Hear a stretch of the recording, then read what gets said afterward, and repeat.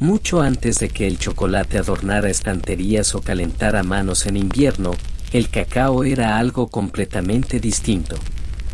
No era dulce. Ni siquiera se comía. Se bebía. Amargo, espumoso y sagrado. Para los antiguos pueblos de Mesoamérica, esta semilla poderosa no solo contenía sabor. Contenía significado. Nuestra historia comienza hace más de 3000 años, en lo profundo de las selvas tropicales del sur de México. Allí, una de las primeras civilizaciones complejas del continente, los olmecas, fue probablemente la primera en cultivar el árbol del cacao. Gran parte de su historia está envuelta en misterio, pero los arqueólogos creen que los olmecas usaban el cacao en rituales, quizás como bebida ceremonial para líderes o chamanes. No era un refresco cualquiera. Era un recipiente espiritual. Pero fue con los mayas que el cacao alcanzó un nuevo nivel, un verdadero regalo divino. La civilización maya, que floreció entre el 250 y el 900 después de Cristo, adoraba el cacao como una planta sagrada, entregada por los dioses. Según sus mitos, el cacao fue parte de la creación misma. El Popol Vuh, el libro sagrado de los mayas, describe cómo los dioses formaron a los humanos del maíz y del cacao. Era parte del origen, de la conexión con la tierra. El cacao no se bebía todos los días. Estaba reservado para momentos clave. Los sacerdotes lo ofrecían en ceremonias religiosas. Los nobles lo consumían en banquetes elaborados. Se creía que vigorizaría el alma y abriría las puertas al mundo divino.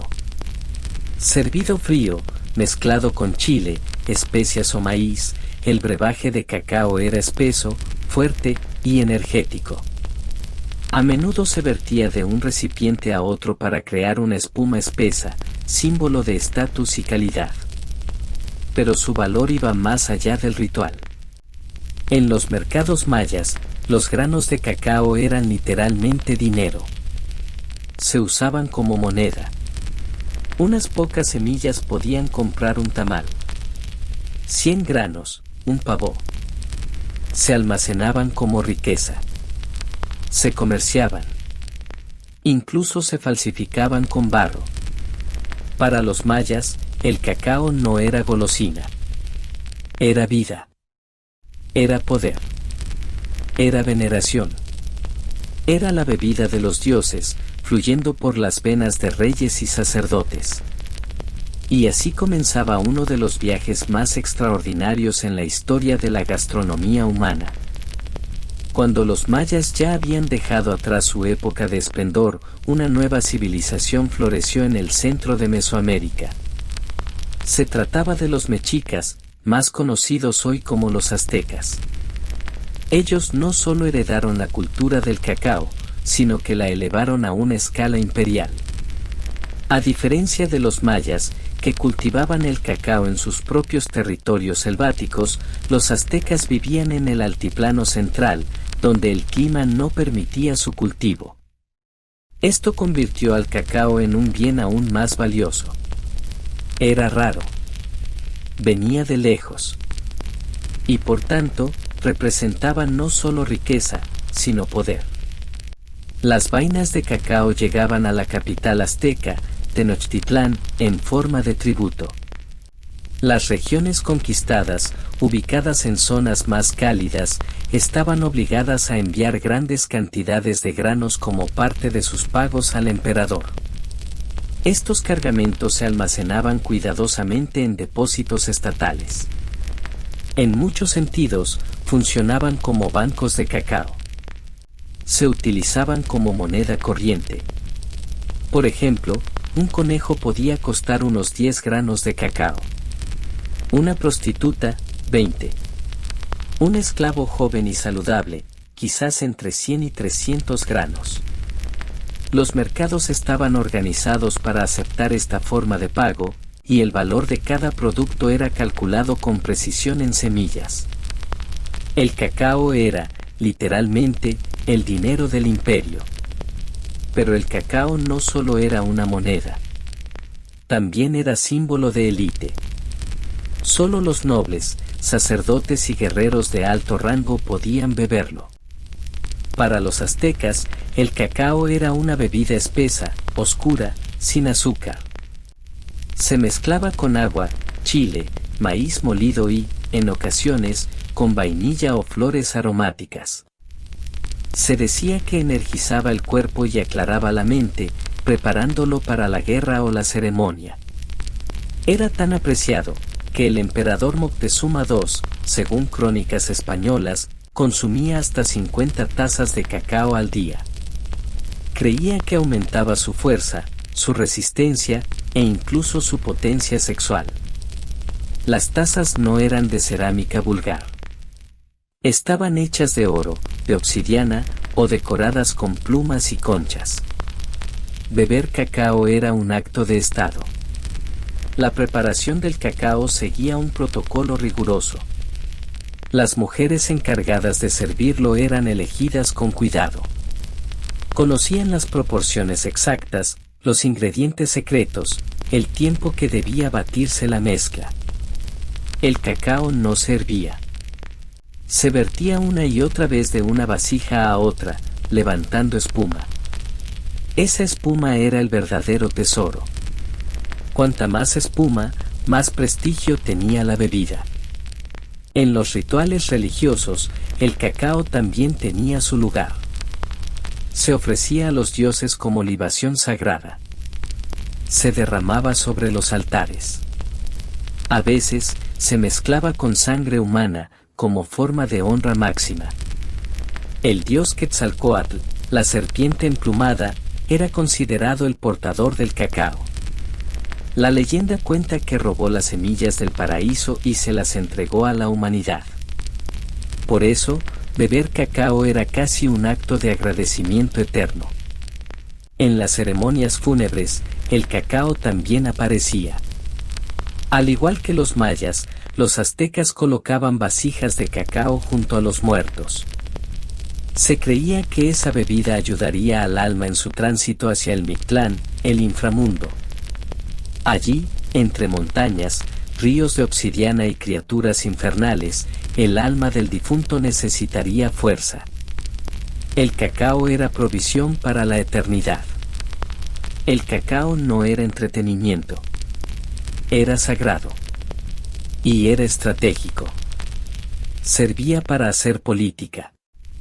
Un regalo de cacao podía sellar una alianza, calmar un conflicto o fortalecer una lealtad. También se utilizaba para recompensar a guerreros victoriosos, para honrar a ancianos sabios, o para agasajar a emisarios extranjeros. Pero no todos podían acceder a él. Para la gente común, el cacao era algo que se veía, pero no se probaba. Se olía en los mercados.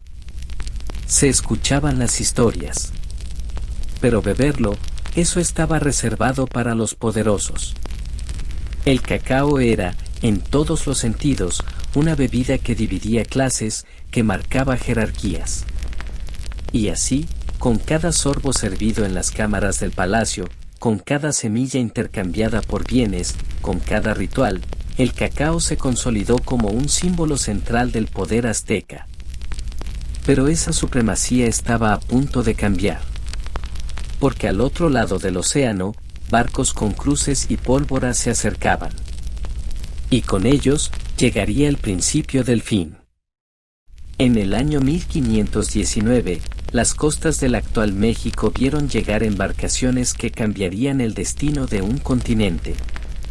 Eran los barcos comandados por Hernán Cortés, el conquistador español que, con menos de 600 hombres, caballos, armaduras brillantes y una bandera de la cruz, pisó tierra firme sin saber que estaba a punto de desmontar una civilización y exportar una bebida.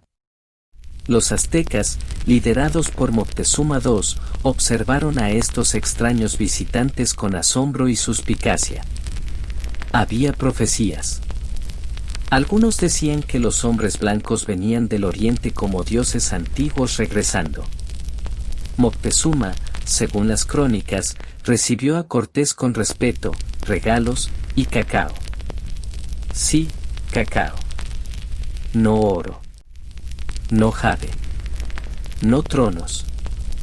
Cacao.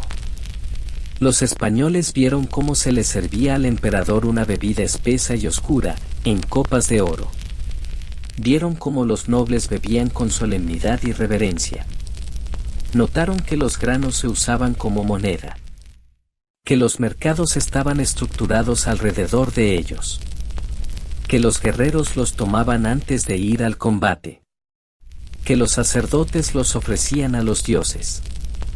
Al principio, les pareció extraño. El sabor era amargo. Picante. Se usaba maíz, chile, agua. No azúcar. No leche. No era un manjar europeo. Era, para sus paladares, algo completamente ajeno. Incluso desagradable. Y sin embargo, algo despertó su interés. El efecto que producía la bebida no pasó desapercibido. Los españoles notaron cómo mantenía alerta al bebedor. Cómo daba energía, lucidez. Cómo los sacerdotes la usaban antes de rituales largos. Cómo los guerreros afirmaban que les templaba el ánimo. No tardaron en llevar semillas de cacao de regreso a Europa. Al principio, el cacao era una rareza. Un producto exótico traído del Nuevo Mundo, reservado para la realeza, para la nobleza, para los monasterios. En España, los monjes fueron los primeros en experimentar con él. Mezclaron el cacao con canela. Luego con azúcar. Después con vainilla. Descubrieron que si se eliminaba el chile y se agregaba miel, el sabor cambiaba completamente. Así comenzó la transformación. Lo que había sido una bebida sagrada en América, se convirtió lentamente en un lujo europeo. Las tazas de barro pintadas fueron sustituidas por porcelana fina. Las vasijas con glifos mayas fueron reemplazadas por jarras esmaltadas decoradas con querubines. El chocolate dejó de ser un ritual, y comenzó a ser un gusto. En las cortes de España, y luego de Francia e Italia, el chocolate era servido como un elixir misterioso, sensual, elegante. Ya no se bebía como fuerza espiritual, sino como símbolo de estatus. En los salones aristocráticos, se compartía entre susurros, abanicos y secretos. Era parte del desayuno de los nobles. Parte de la dieta de los cardenales. Parte de los placeres de los reyes. Pero este nuevo chocolate era diferente. En el proceso de adaptación, el cacao había perdido muchas de sus raíces. Ya no se asociaba con rituales ni dioses antiguos. No hablaba de Quetzalcóatl ni de sacrificios. Hablaba de Europa. De refinamiento. De poder económico. Era, ahora, un producto de exportación. Y con su popularidad creciente, comenzó a demandarse más. Mucho más. Los cultivos de cacao aumentaron. Se establecieron plantaciones en las islas del Caribe, en Venezuela, en Brasil. Territorios bajo dominio europeo, controlados por potencias coloniales. Y allí, bajo el calor tropical y la sombra de los árboles de cacao, comenzó otro capítulo más oscuro. Uno que no estaba escrito en códices antiguos, sino en registros de esclavos. Porque para producir chocolate para las cortes, hacía falta mano de obra. Y esa mano de obra llegó encadenada. A medida que el chocolate comenzaba a extenderse por Europa, su sabor dulce conquistaba paladares de reyes, cortesanas, clérigos y aristócratas. Lo que había sido una bebida amarga, ceremoniosa y espiritual en Mesoamérica, se transformaba ahora en un símbolo de elegancia europea. Pero lo que pocos sabían, o querían saber, era el precio oculto de cada taza. porque para satisfacer el creciente apetito europeo por el cacao, se necesitaban plantaciones. Muchas plantaciones. Y para esas plantaciones, se requería trabajo constante, económico y forzado. Así, el cacao se convirtió en una pieza más dentro del engranaje del comercio triangular, el sistema brutal de intercambio entre Europa, África y América. Desde puertos como Lisboa, Cádiz, Nantes o Liverpool, zarpaban barcos cargados con telas, armas y mercancías. En África Occidental, esas mercancías se intercambiaban por seres humanos, hombres, mujeres y niños encadenados, vendidos como esclavos. Esos mismos barcos, ahora cargados con sufrimiento humano, cruzaban el Atlántico rumbo a plantaciones en el Caribe, Brasil y partes de Centroamérica. Allí, bajo el sol ardiente, los esclavos eran obligados a sembrar, cuidar y cosechar los frutos del cacao. El árbol del cacao requiere sombra, humedad y un trato constante. Sus vainas deben ser recolectadas a mano. Cada semilla extraída con cuidado, fermentada, secada y almacenada. Era un trabajo delicado, pero exigente. Día tras día, los esclavos realizaban esta labor en condiciones infrahumanas. Muchos no sabían qué era el cacao.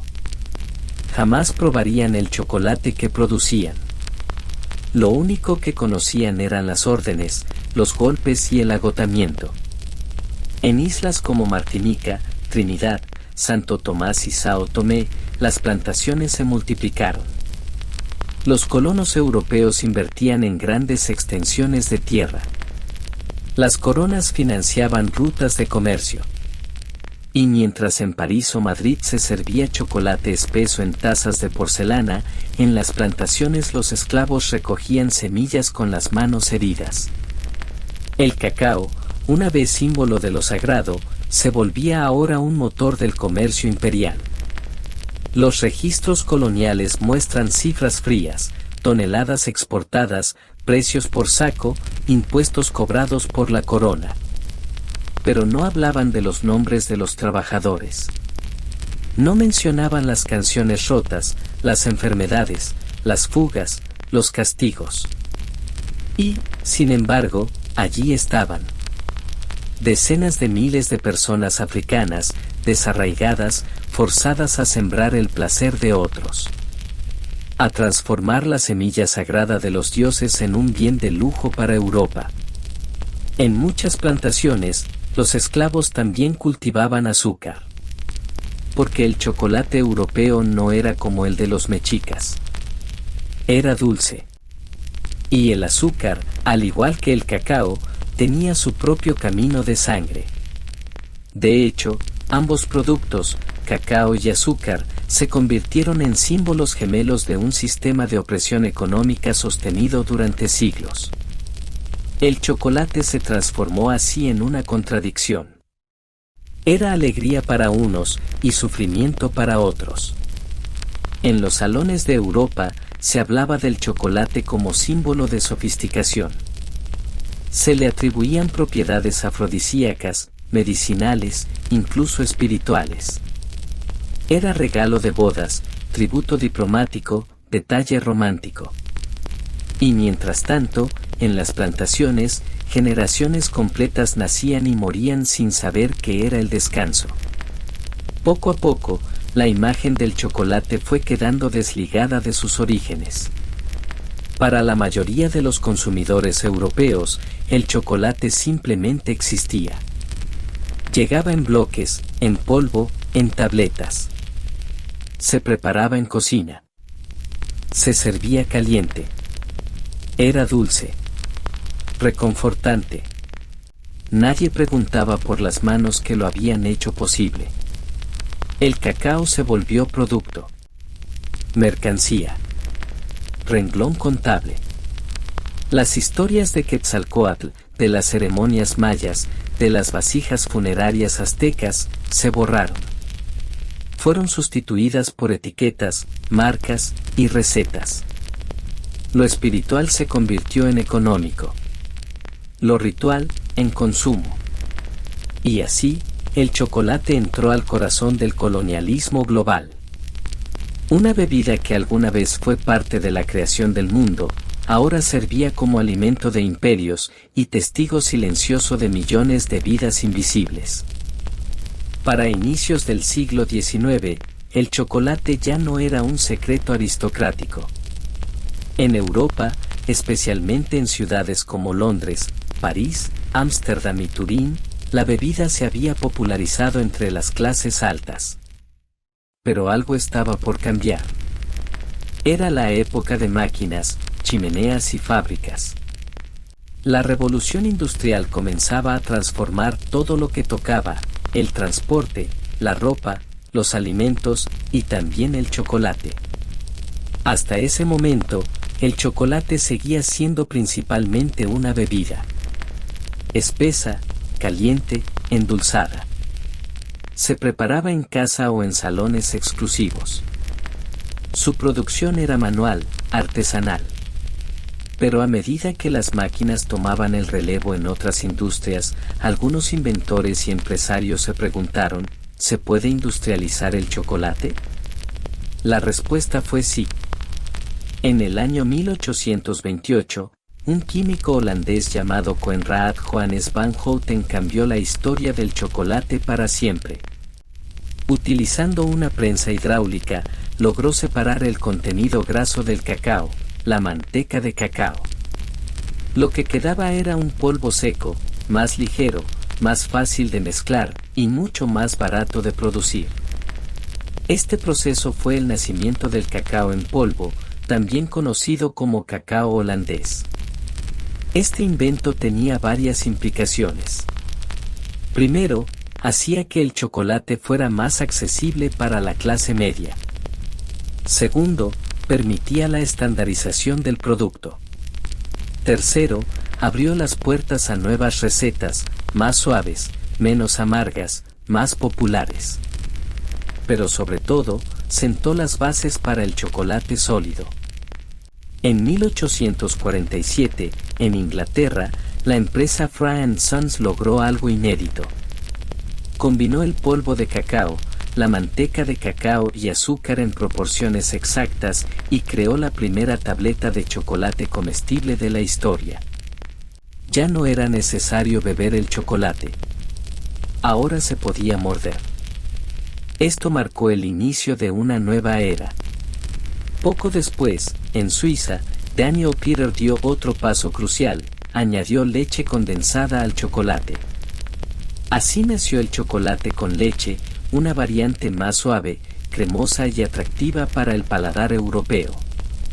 Su socio y competidor, Rudolf Lendt, inventó el proceso de conchado, una técnica de refinamiento que da al chocolate su textura sedosa y uniforme. Estas innovaciones, juntas, transformaron el chocolate de una bebida espesa y limitada a un dulce elegante, moldeado y listo para producción a gran escala. Mientras tanto, del otro lado del Atlántico, en los Estados Unidos, un empresario llamado Milton Hershey observaba estas transformaciones con atención. Hershey no provenía de la nobleza. Era un emprendedor de origen humilde. Su visión fue simple y revolucionaria: hacer del chocolate un producto cotidiano, accesible, familiar. En 1900, la Hershey's Milk Chocolate Bar salió al mercado. No era elegante, no era exótica, pero era sabrosa, duradera y, lo más importante, barata. Milton Hershey construyó no solo una fábrica, sino una ciudad entera para sus trabajadores. Hershey, Pennsylvania. Una comunidad donde las calles olían a chocolate, donde las casas estaban cerca de las plantas de producción, donde el producto era parte del día a día. El chocolate se había vuelto parte de la cultura popular. Ya no era sagrado. Ya no era secreto. Ya no estaba limitado a ceremonias, ni a palacios. Era un producto de masas. Las fábricas producían toneladas cada día. se empacaban en papel colorido. Se vendían en tiendas, kioscos, estaciones de tren. El chocolate estaba presente en cumpleaños, en meriendas, en celebraciones. Era regalo. Era golosina. Era cotidiano. Y, sin embargo, en su crecimiento, algo se había perdido. El chocolate ya no tenía memoria. Pocos sabían que ese dulce marrón tenía raíces en la selva tropical. Que había sido moneda, ritual, sangre, poesía. Que había sido símbolo de imperios. Que había sido parte del alma de pueblos enteros. En el siglo XX, el chocolate era ya una industria multimillonaria. Marcas como Cadbury, Nestlé, Lindt y Hershey dominaban el mercado. Cada una con su estilo, su receta, su imagen. La publicidad hacía el resto. Se asociaba con placer, con infancia, con amor. Y así, lo que comenzó como semilla sagrada, terminó envuelto en papel brillante. Una historia tan dulce, como compleja. Al comenzar el siglo XX, el chocolate ya no era una rareza exótica. Se había convertido en un símbolo cotidiano. Se encontraba en las esquinas de las ciudades y en los campos de batalla. En las loncheras escolares y en los bolsillos de los soldados. Había pasado de las copas doradas de los reyes a las envolturas brillantes de los kioscos. Pero lo más interesante del chocolate moderno no es solo cómo se produce, sino cómo se siente. Porque durante el siglo XX, el chocolate no solo fue un alimento. Fue un símbolo emocional. Se asoció con el amor, el consuelo, la nostalgia y la celebración. El marketing jugó un papel decisivo. Empresas como Cadbury, Nestlé, Mars y Hershey comenzaron a moldear el significado del chocolate en la mente del consumidor. Ya no se vendía solo como un dulce. Se vendía como un gesto. Como una promesa. Como un abrazo envuelto en papel. Los publicistas fueron maestros en crear asociaciones emocionales. El chocolate se volvió el regalo del amor romántico, especialmente en fechas como el Día de San Valentín. Se convirtió en el dulce de la infancia feliz, anunciado con personajes animados y colores brillantes. Fue presentado como símbolo de maternidad, ternura y protección, con campañas dirigidas a amas de casa. Incluso se ofrecía como premio al esfuerzo, una pequeña recompensa tras un día largo. Durante la Primera Guerra Mundial, el chocolate fue incluido en las raciones de los soldados. No era solo una fuente de energía rápida. Era un pedazo de casa. Algo familiar. Algo dulce en medio del barro y las bombas. Durante la Segunda Guerra Mundial, se repitió la práctica.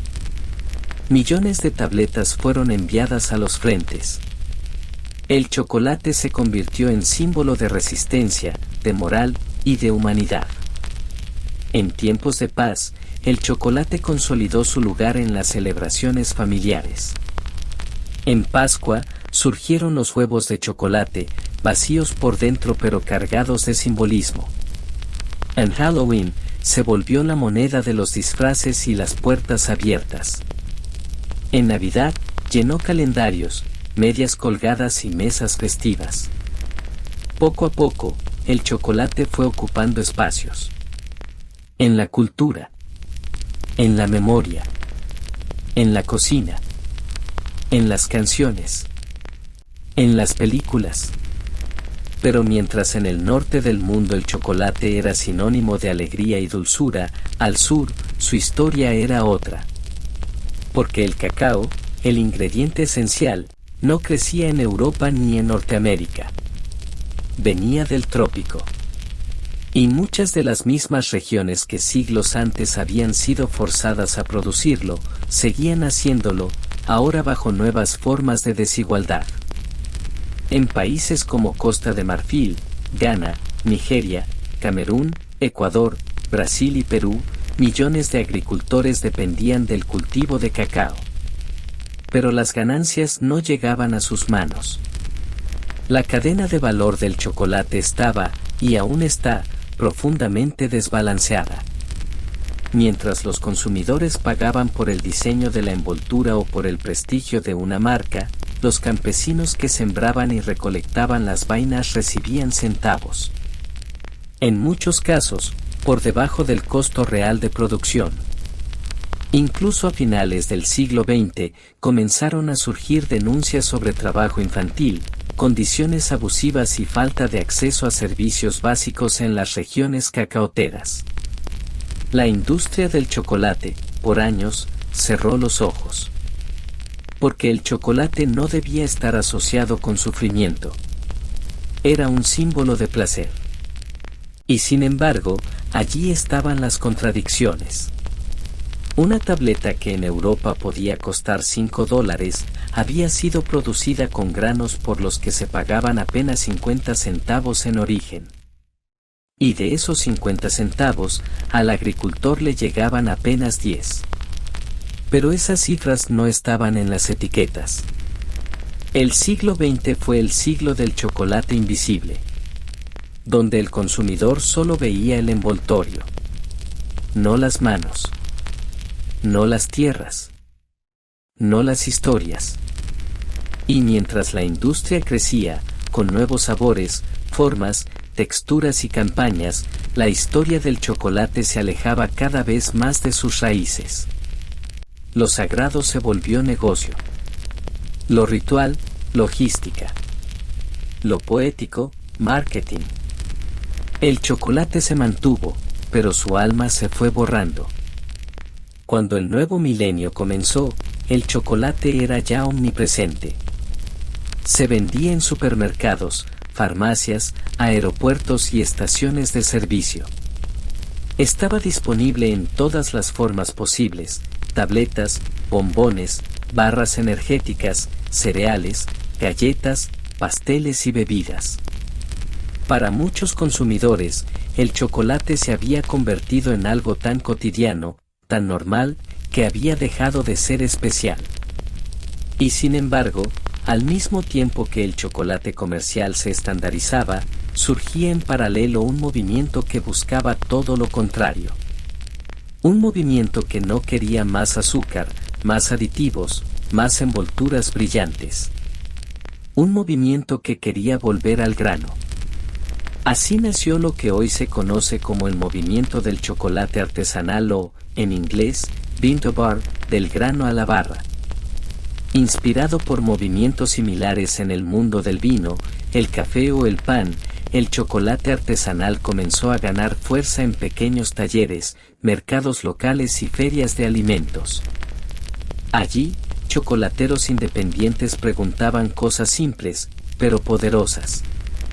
¿De dónde viene este cacao? ¿Quién lo cultivó? ¿Cómo sabe en su estado puro? Preguntas que durante décadas nadie se había hecho. A diferencia del chocolate industrial, que mezcla granos de distintas partes del mundo en cantidades enormes para lograr un sabor uniforme, el chocolate artesanal se enfoca en el origen, en el terruño, en la historia detrás del grano. Se comenzó a hablar de cacao de origen único. Esto significa que todos los granos de una barra provienen de una misma finca, una misma región, un mismo clima. Y así, se descubrió algo sorprendente: el cacao tiene perfiles de sabor tan complejos como el vino. Un cacao de Madagascar puede tener notas frutales, cítricas, ligeramente ácidas. Un cacao ecuatoriano puede recordar a nuez, flores, tierra húmeda. Uno de Venezuela puede ofrecer tonos de pasas, tabaco y caramelo. Uno de México puede traer recuerdos de madera, especias y calor. Cada barra contaba una historia distinta. Pero el redescubrimiento del sabor no vino solo. También llegó con conciencia ética.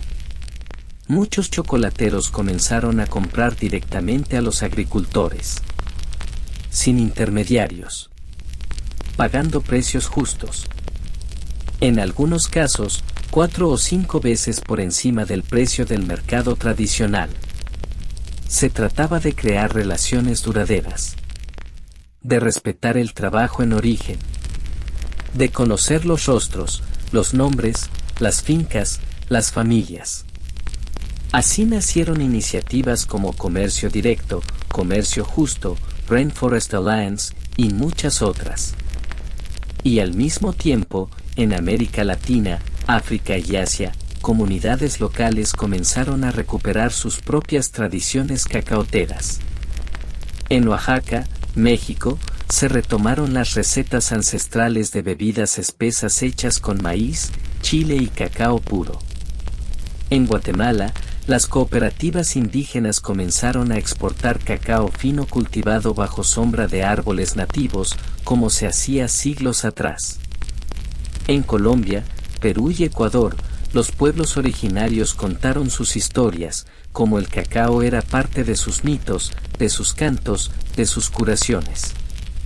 En Ghana y Costa de Marfil, se abrieron espacios para que los propios agricultores lideraran proyectos de transformación local. Talleres donde se produce no solo el grano, sino el chocolate terminado, empaquetado ahí mismo, con su sello, su idioma, su orgullo. Y en los museos, en los libros, en las escuelas, se volvió a contar la verdadera historia del chocolate, que comenzó en la selva, que cruzó océanos, que se disfrazó de oro, que fue herramienta de poder, pero también de unión. Hoy en día, aunque el chocolate industrial sigue dominando el mercado global, el movimiento artesanal crece cada año. Lentamente, silenciosamente, barra por barra. Y en cada una de esas barras hay algo más que cacao. Hay memoria. Hay justicia. Hay sabor real. Hoy, en pleno siglo XXI, el chocolate está en todas partes. En celebraciones, en postres, en rituales de amor y en meriendas sin importancia. Se derrite en los labios, se envuelve como regalo, se compra sin pensar y se consume con gusto. Pero bajo esa dulzura, debajo de esa capa de azúcar, crema y cacao, aún late una historia que no siempre recordamos. Una historia que comenzó en la selva, bajo sombra densa, con hojas grandes y raíces profundas. Una historia que pasó por vasijas ceremoniales, por mercados mexicas, por manos de esclavos, por fábricas de ladrillo y por pasillos de supermercado. Una historia de miles de años, que ha cambiado de forma, de idioma, de continente, pero no de esencia. Porque el chocolate, en el fondo, sigue siendo lo mismo, un puente. Un puente entre culturas. Entre mundos. Entre generaciones. En Japón, el chocolate se ha convertido en un arte casi filosófico. Bombones diminutos, envueltos con precisión milimétrica, regalados en ceremonias donde el silencio dice más que las palabras. Cada pieza representa respeto. Cada textura, una intención. En Suiza, el chocolate es parte del alma nacional. No solo un producto, sino una fuente de identidad, orgullo y precisión técnica. El conchado inventado por Lindt todavía se aplica, hora tras hora, con la misma paciencia. En México, el chocolate ha regresado a sus raíces. Se sirve en bebidas calientes con agua, no con leche. Se mezcla con canela, con anís, con chile, como lo hacían los abuelos. Y en las cocinas familiares, el mole, una salsa espesa que une cacao, especias y memoria, sigue siendo un alimento ceremonial. En África Occidental, las historias son más complejas. Ghana, Nigeria y Costa de Marfil siguen siendo los mayores productores de cacao en el mundo.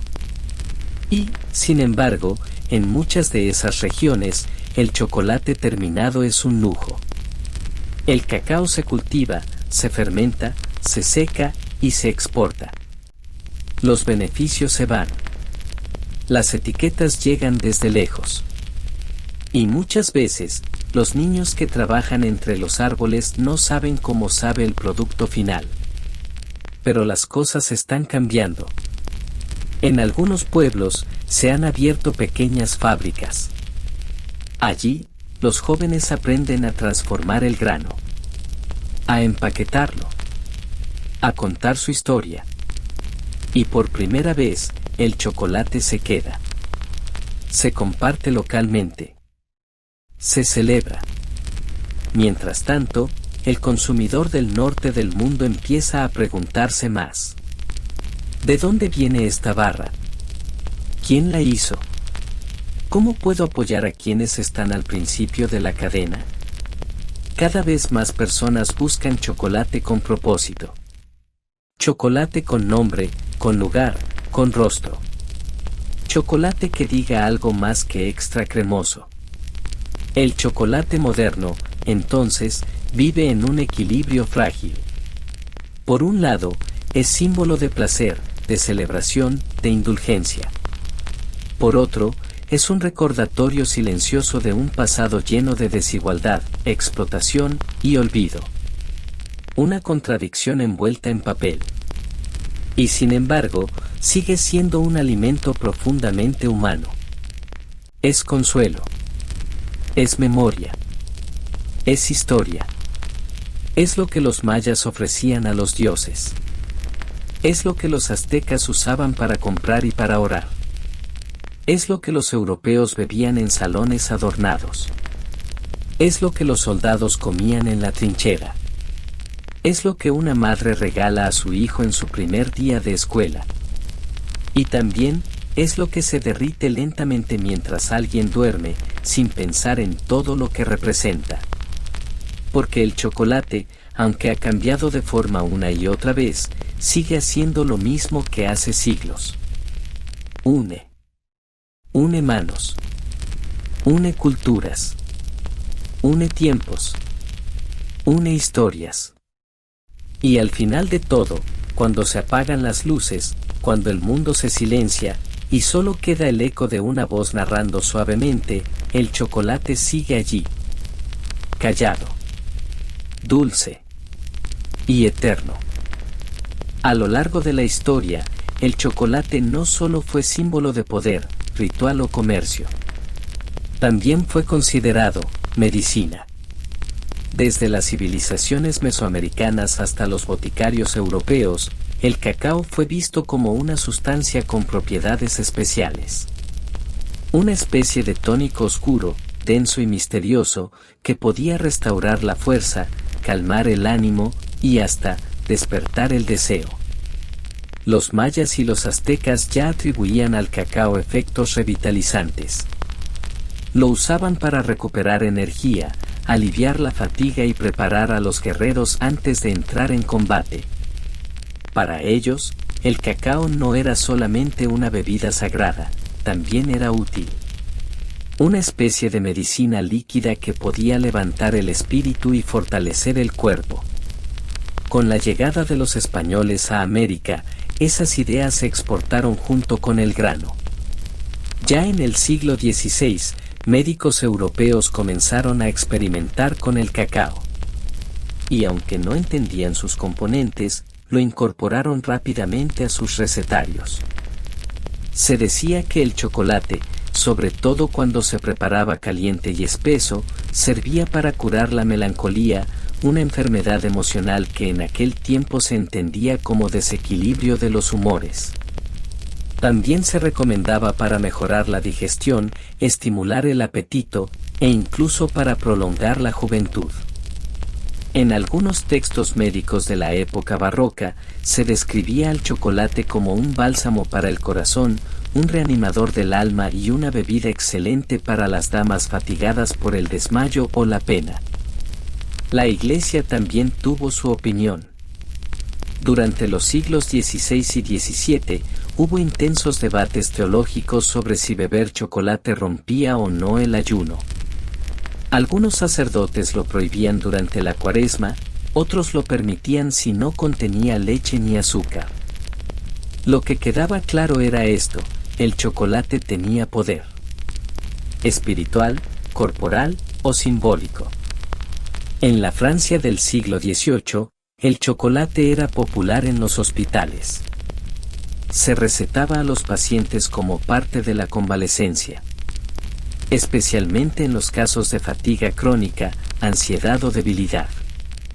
Se consideraba que calentaba el cuerpo, animaba el ánimo y aportaba fortaleza. Incluso se preparaban versiones mezcladas con hierbas medicinales, vino o canela. Los médicos de la época recomendaban su consumo en cantidades moderadas, preferiblemente en la mañana y siempre caliente. Para ellos, el chocolate era más que un placer, era una herramienta terapéutica. Pero también existían mitos que rodeaban al cacao. Muchos creían que el chocolate era afrodisíaco, que despertaba los sentidos, agudizaba el pensamiento, aumentaba el deseo. En algunos círculos, se decía que beberlo por la noche podía causar insomnio o sueños intensos. Otros aseguraban que inducía visiones, sobre todo si se mezclaba con ciertos hongos o especias exóticas. Estos rumores no hacían más que alimentar su reputación de bebida mágica, algo que estaba entre la medicina y el misterio. Incluso en el siglo XIX, cuando ya se conocían mejor los efectos del cacao y se desarrollaban versiones más industrializadas, se seguía vendiendo en farmacias. Las primeras tabletas de chocolate venían con indicaciones: fortalece la mente, restablece el ánimo, rico en energías naturales. Y no era del todo mentira. Con el tiempo, se descubrió que el cacao contiene teobromina, una sustancia química similar a la cafeína, aunque más suave y duradera. También tiene pequeñas cantidades de feniletilamina, una molécula asociada con la sensación de bienestar y enamoramiento. Tal vez por eso, hasta hoy, muchas personas dicen que el chocolate les levanta el ánimo o les hace sentir mejor. ¿Es placebo? ¿Química? ¿Tradición? Quizás un poco de todo. Lo cierto es que el chocolate, desde sus orígenes hasta la actualidad, ha sido mucho más que un simple alimento. Ha sido un tónico del cuerpo y del alma. Un remedio ancestral, envuelto en sabor, mito y memoria. Cuando pensamos en chocolate, solemos imaginar una tableta marrón, oscura o clara, con aroma dulce, textura suave y sabor intenso. Sin embargo, el chocolate ha evolucionado mucho más allá de esa imagen clásica. En el siglo XX, la industria del chocolate, impulsada por la innovación y el deseo de diferenciación, comenzó a experimentar con nuevas formas, colores y texturas. Así nació uno de los productos más polémicos y populares de la historia del cacao, el chocolate blanco. El chocolate blanco fue introducido por la empresa Nestlé en los años 30 del siglo pasado. Su invención no fue accidental, sino resultado de un aprovechamiento industrial. Durante el proceso de producción del chocolate tradicional, el grano de cacao se separa en dos componentes: la manteca de cacao, la parte grasa, y el licor de cacao, la parte sólida y oscura. Normalmente, ambos se vuelven a unir en distintas proporciones para crear chocolate oscuro o con leche. Pero Nestlé tuvo una idea diferente: ¿y si usaban solo la manteca? La manteca de cacao es naturalmente pálida, casi amarilla, con una textura cremosa. Al combinarla con azúcar y leche en polvo, sin añadir el licor de cacao, se obtenía un nuevo tipo de chocolate, más claro, más dulce, menos amargo. Así nació el chocolate blanco. Desde el punto de vista técnico, muchos expertos argumentan que no es chocolate real, ya que no contiene los sólidos de cacao que aportan color y sabor. Pero contiene manteca de cacao, el ingrediente más costoso del grano. Por eso, aunque su sabor es diferente, su lugar en el mundo del chocolate está asegurado. El chocolate blanco generó debate, pero también entusiasmo. Su sabor suave lo hizo ideal para mezclas con frutas secas, limón, fresa o vainilla. En repostería, su comportamiento diferente abrió nuevas posibilidades. Y en diseño de postres, su color claro ofrecía una nueva paleta. Décadas después, el mercado fue testigo de otra sorpresa, la llegada del chocolate Ruby. En el año 2017, la empresa Barry Callebaut, una de las más grandes productoras de chocolate del mundo, presentó oficialmente esta nueva variedad. El Chocolate Ruby tiene un color rosado natural y un sabor entre ácido y dulce, similar a las frutas rojas. Su creación fue el resultado de un largo proceso de investigación. Utilizando granos de cacao de ciertas regiones específicas, como Ecuador, Brasil y Costa de Marfil, y aplicando técnicas precisas de fermentación y procesamiento, los científicos lograron conservar unos compuestos llamados antocianinas, responsables del color rojizo. No se trata de colorantes artificiales, ni de saborizantes agregados, es un proceso natural que da como resultado un chocolate rosa. Su presentación fue casi teatral. Barry Callebaut anunció que era la cuarta categoría del chocolate, después del negro, con leche y blanco. El mercado reaccionó con curiosidad. Pastelerías de lujo, marcas exclusivas y chocolateros artesanales comenzaron a probarlo. Se lanzaron bombones, tabletas, coberturas, incluso helados de chocolate Ruby. Y aunque su uso sigue siendo limitado, representa una nueva etapa, la era del chocolate de laboratorio, controlado a nivel molecular. Además del blanco y el Ruby, también han aparecido otras innovaciones. Chocolate dorado, con sabor a caramelo. Chocolate vegano, hecho con leches vegetales como avena, almendra o arroz. Chocolate sin azúcar, endulzado con stevia, eritritol u otros sustitutos. Chocolate funcional, enriquecido con proteínas, colágeno o probióticos. La industria se adapta a nuevos públicos, consumidores conscientes, dietas especiales, intolerancias, tendencias saludables. Y a la vez, los pequeños productores artesanales siguen apostando por lo contrario, chocolate puro, mínimo procesado, sin ingredientes agregados, enfocado en el sabor real del grano. El mundo del chocolate, hoy más que nunca, es un universo en expansión. Ya no es solo marrón. Es blanco, rosa, dorado. Ya no es solo dulce. Es ácido, floral, terroso, amargo, especiado. Ya no es solo uniforme. Es diverso, cambiante, experimental. Y sin embargo, todo parte del mismo lugar, una pequeña semilla que crece en silencio, envuelta en una vaina, esperando el momento de ser transformada.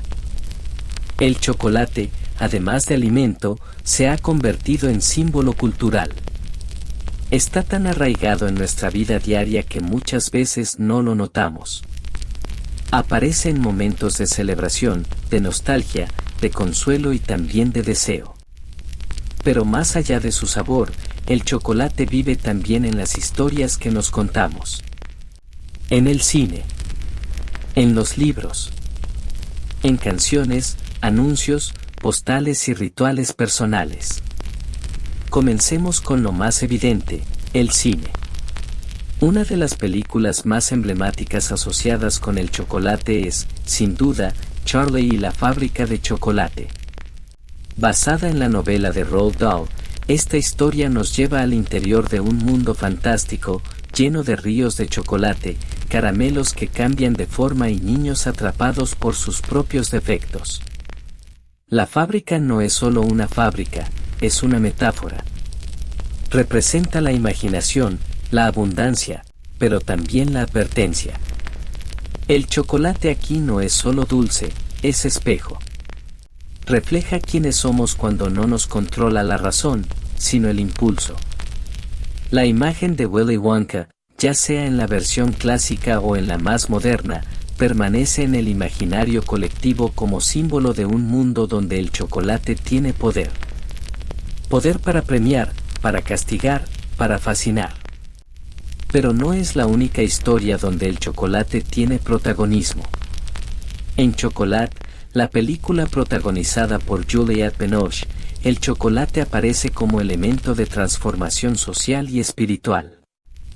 En un pequeño pueblo francés conservador, la llegada de una mujer que abre una chocolatería despierta las emociones reprimidas de los habitantes. Allí, el chocolate representa el placer negado, la apertura emocional, la ruptura con las normas rígidas. Y no se trata solo de cine. En la literatura, el chocolate también ha sido vehículo de metáforas y emociones. Autores de diferentes épocas han descrito la sensación de comer chocolate con palabras que evocan lo íntimo, lo cálido, lo necesario. Porque más allá del paladar, el chocolate activa el recuerdo. ¿Quién no guarda en la memoria la imagen de una tableta compartida en la escuela, de un bombón recibido en secreto, de un cacao caliente servido por la abuela en una noche fría? El chocolate es también parte de los rituales familiares. En muchos hogares, preparar una taza de chocolate no es solo mezclar ingredientes, es recrear una escena, revivir un afecto. Una receta que pasa de madre a hija, de abuela a nieto. Con proporciones exactas. Con una cuchara especial. Con una taza que siempre se usa porque sí.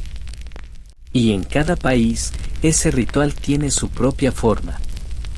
En México, el chocolate tradicional se bate con molinillo, haciendo espuma densa. Se sirve en tazas de barro. Se acompaña con pan dulce o tamales. Es parte de desayunos, velorios, festividades y reuniones. En Italia, se sirve espeso, casi como una crema. En Francia, se disfruta con croissants. En Colombia, se toma con queso dentro de la taza, mezclando lo dulce con lo salado. En España, con churros. Y en Suiza, el chocolate se derrite para fondue, donde frutas, panes y dulces se bañan lentamente en su calor. Cada cultura lo adapta. Lo hace suyo. Y también lo asocia a momentos clave de la vida. En las rupturas amorosas, es común ver a personajes, o personas reales, comiendo chocolate en busca de consuelo. En las declaraciones de amor, un bombón puede ser la primera palabra no dicha. En la infancia, una barra de chocolate puede ser premio, castigo o promesa. El chocolate aparece incluso en los sueños. Hay quienes sueñan que están comiendo chocolate cuando están bajo estrés. Hay quienes recuerdan un sabor específico ligado a una época de su vida. Porque el chocolate, más que una receta, es una textura emocional. Nos acompaña. Se transforma con nosotros. Y muchas veces, sin darnos cuenta, se convierte en un lenguaje. Un lenguaje universal. Una tableta puede ser un te extraño. Un bombón puede ser un perdón. Una taza caliente puede ser un estoy contigo. En el marketing, esto se ha utilizado durante décadas.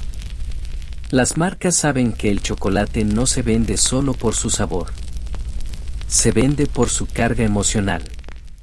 Por eso los anuncios están llenos de escenas tiernas, románticas, familiares. No nos venden cacao. Nos venden la idea de hogar, deseo, recompensa. Y es que el chocolate también está ligado a las estaciones del año. En invierno, es calor. En verano, es helado. En primavera, aparecen conejos y huevos. En otoño, en pasteles especiados. Cada clima lo redescubre, lo reinventa. También tiene su lugar en la música popular. Desde canciones infantiles hasta metáforas en letras de amor. Desde ritmos latinos hasta baladas francesas. El chocolate se ha cantado como símbolo de dulzura, tentación, misterio. Incluso en la espiritualidad, hay quienes le dan un lugar especial. En algunas corrientes de sanación alternativa, se realizan ceremonias de cacao. Estas sesiones, inspiradas en prácticas mesoamericanas, utilizan cacao puro como bebida meditativa. Se toma lentamente. Se acompaña de silencio, respiración, cantos. El cacao se convierte así en vehículo de introspección, de conexión interior. No es placebo, es rito. Y eso nos recuerda que el chocolate, incluso hoy, incluso ahora, sigue teniendo dimensión simbólica. No es solo sabor. Es historia. Es nostalgia. Es expresión. Es, en cierto modo, una forma de arte comestible que nos acompaña desde el nacimiento hasta la vejez. Que aparece en momentos grandes y también en los más pequeños. Un pedazo de chocolate puede ser lo último que se prueba antes de dormir. Y tal vez, lo primero que se desea al despertar. Imagina que estás solo, al final de un día largo.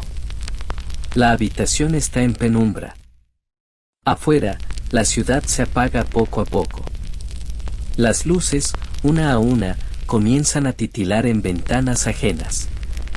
Y tú, en silencio, escuchas una voz suave, que te ha acompañado durante casi una hora, hablándote no solo de chocolate, sino de todo lo que representa. Porque a estas alturas, el chocolate ya no es solo un alimento, ni una historia lejana. Es una presencia que acompaña al ser humano desde hace milenios. Ha cambiado de forma, de idioma, de continente. Ha sido tributo, remedio, castigo, moneda, regalo. Ha sido lágrimas. Ha sido alegría. Ha sido parte de guerras, y parte de la paz. Y, sobre todo, ha sido parte de nosotros. Cada vez que alguien parte una tableta, cada vez que alguien sumerge una cuchara en una taza humeante, está repitiendo un gesto ancestral. Un acto cotidiano que arrastra siglos de humanidad. Puede parecer algo pequeño, casi invisible, pero no lo es. En ese momento silencioso en que alguien abre una barra de chocolate en una cocina, o en una esquina cualquiera del mundo, hay un eco. El eco de los olmecas, quienes quizás fueron los primeros en cultivar el árbol del cacao, sin imaginar que su fruto viajaría siglos más allá. El eco de los mayas, que crearon códices con imágenes de dioses naciendo de vainas de cacao, que enterraban a sus muertos con vasijas llenas de bebida espumosa, que sabían que lo sagrado también podía ser bebido. El eco de los aztecas, que lo usaban como dinero, como ofrenda, como símbolo de poder. Que lo mezclaban con chile y maíz, y lo tomaban antes de ir a la guerra. El eco de los conquistadores, que lo llevaron a Europa, sin entenderlo, sin saborearlo del todo, pero intuyendo su potencial. Que lo convirtieron en lujo, en símbolo de elegancia, en moneda para otras guerras, más comerciales, más frías. El eco de los esclavos, que en silencio, bajo el sol, cosechaban las vainas que nunca probarían. Que fermentaban, secaban, cargaban y desaparecían de la historia oficial. El eco de los científicos, que inventaron máquinas para refinarlo. De los pasteleros que lo moldearon. De los publicistas que lo convirtieron en deseo. De los niños que lo recibieron como premio. De los soldados que lo comieron como consuelo. Y también está el eco más sutil. El tuyo. Porque quizás también tú tienes un recuerdo unido al chocolate. Una escena. Un gesto. Un aroma. Quizás fue una merienda después del colegio. O una taza de chocolate caliente en una tarde de lluvia. O un trozo compartido en un momento difícil.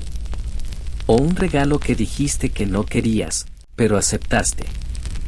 Porque en algún rincón de la memoria, el chocolate se ha quedado. No por su precio.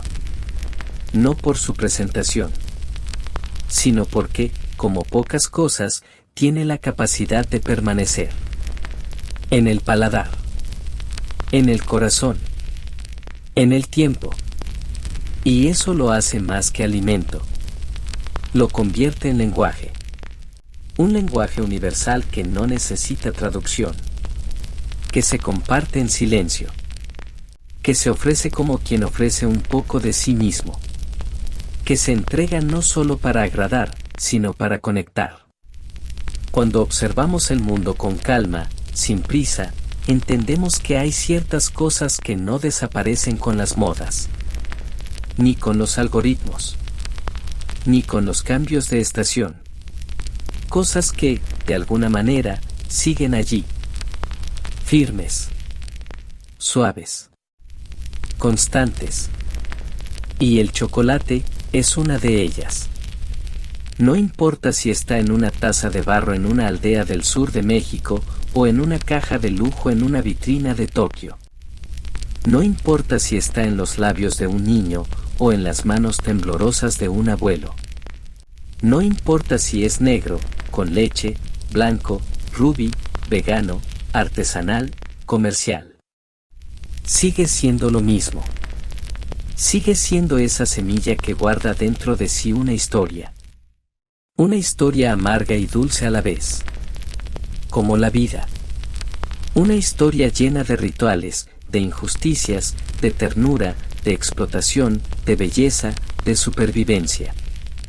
Y tal vez por eso, en noches como esta, cuando el mundo se detiene por un momento, vale la pena recordarla.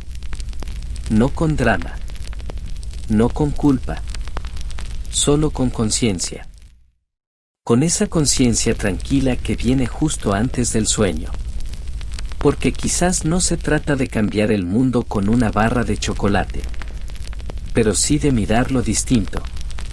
De preguntarnos, de vez en cuando, ¿quién estuvo antes? ¿Quién lo trajo? ¿Quién lo cuidó? ¿Quién lo soñó? Y quizás, al hacerlo, al saborear lentamente ese recuerdo, ese momento, estemos haciendo un pequeño homenaje. A los que ya no están. A los que no fueron nombrados. A los que sembraron sin ver la cosecha. A los que bebieron cacao en templos. A los que lloraron entre plantaciones. A los que se enamoraron con una taza caliente en las manos. A los que aún hoy siguen creyendo que el chocolate guarda un secreto. Y ese secreto es este. Que no importa el idioma, el país o la historia. Mientras existan personas que compartan chocolate, existirá la memoria. Y mientras exista la memoria, el chocolate no morirá. Dormirá con nosotros. Y nos acompañará en el sueño, como una historia que no se olvida. Si llegaste hasta aquí, gracias por acompañarme en este viaje lento, pausado y lleno de historia. Tal vez ya estés dormido. Tal vez aún sigues despierto, con la mente flotando entre recuerdos, imágenes y sabores.